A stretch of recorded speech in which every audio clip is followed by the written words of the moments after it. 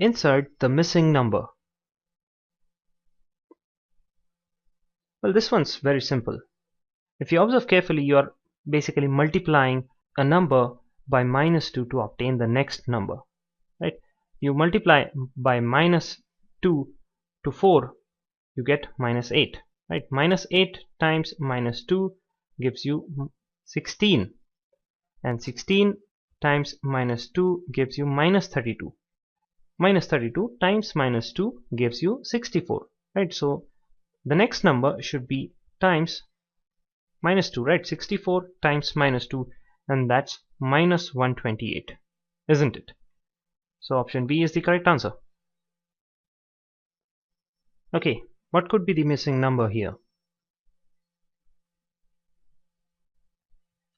Well, if you observe very carefully, you'll see a relation between numbers like this: 5 and 10, and there's a relation between 13 and 26, 29 and 58, and rest of the numbers. So what is this relation? Well, 5 times 2 gives you 10, right? 13 times 2 gives you 26, 29 times 2 gives you 58. So 61 times 2 should give you this next number, because if we group these numbers in groups of 2, so this is a relation that we observe. So 61 times 2 is 122, isn't it? So 122 is the missing number, and that's option A. What is the missing number in this sequence? Well, let us try to evolve a relationship between two consecutive numbers. So 11 and 13. So 11 plus 2 gives you 13, right? And 13 plus 4 gives you 17. Then this is plus 2, and 19 plus 4 gives you 23. And 23, this should be plus 2, isn't it? In order for this to form a pattern.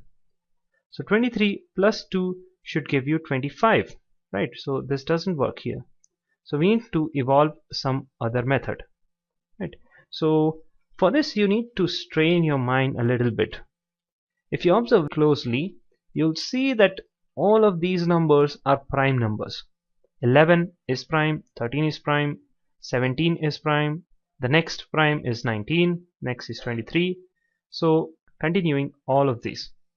What could be the prime number next to 41? Well, the prime number next to 41 is 43. Right, so option A is the correct answer. Let us solve this question. What could be the missing number?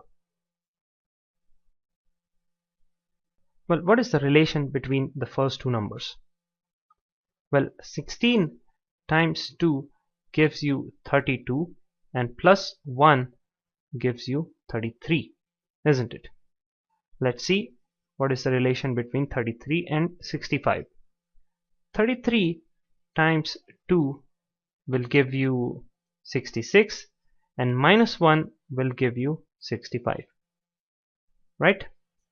Let's see what is the relation between 65 and 131. So 65 times 2 gives you 130, and plus 1 gives you 131.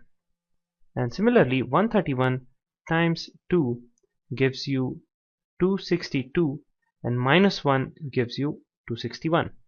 Right, so basically there is a pattern getting formed. First you multiply the number by 2 and then add it.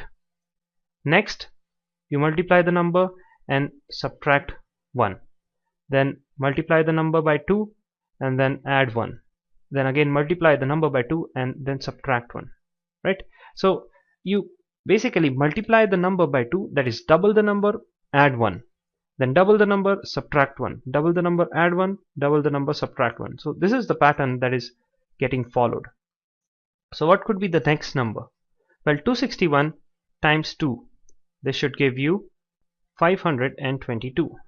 And this time should you subtract 1 or add 1? Well, to obtain the previous number you subtracted 1. So this time you are going to add 1. Right, so 522 plus 1 should give you 523. Right, and that is the missing number, and that's option A. Insert the missing number in this sequence now. Well, if you observe carefully, you'll see that there are two series getting followed. One is the series that starts with 3, another is the one that starts with 7. Right, so this series starts with 3 and the other series starts with 7. Well, 3 plus 3 is 6, 6 plus 3 is 9, 9 plus 3 is 12, and 12 plus 3 is 15. Right, so this series is correct, but this doesn't lead to this fill in the blank, right, this blank. So we need to take into account the other series, right, 7 to 5 to 3 to 1 to our blank space. So 7 minus 2 gives you 5, 5 minus 2 again gives you 3, 3 minus 2 gives you 1, and 1 minus 2 should give you minus 1, isn't it? So we found the missing number, and that is option C.